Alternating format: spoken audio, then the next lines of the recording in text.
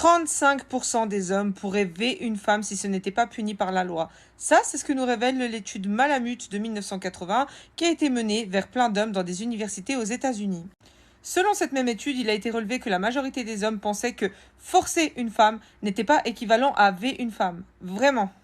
Et comment ils ont constaté ça, en fait? C'est tout simplement qu'ils ont posé la question de deux manières. Dans la première question, ils ont demandé est-ce que ces hommes-là envisageraient de forcer une femme s'il n'y avait pas de conséquences? Et là, 35% ont dit oui.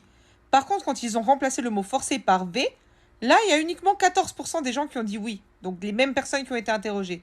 Donc pour eux, c'est clairement qu'il y a une différence alors qu'au final, c'est la même chose. Mais bon, faudrait pas appeler un chat parce que les suppôts de Satan aiment bien rester dans le déni. Vous vous rendez compte de ce que c'est 35% ou pas?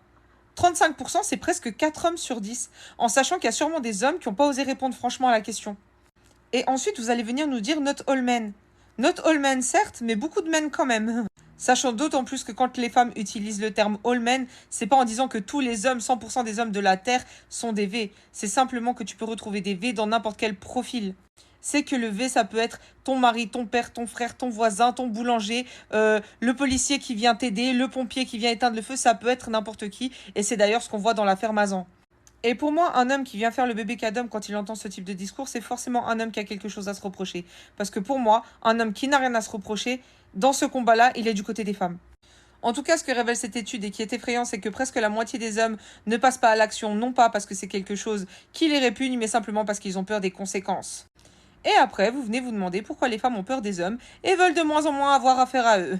En tout cas, sachez qu'il y a de superbes poupées gonflables sur AliExpress et qu'elles au moins, vous n'aurez pas besoin de demander leur consentement. Donc n'hésitez pas à aller les acheter.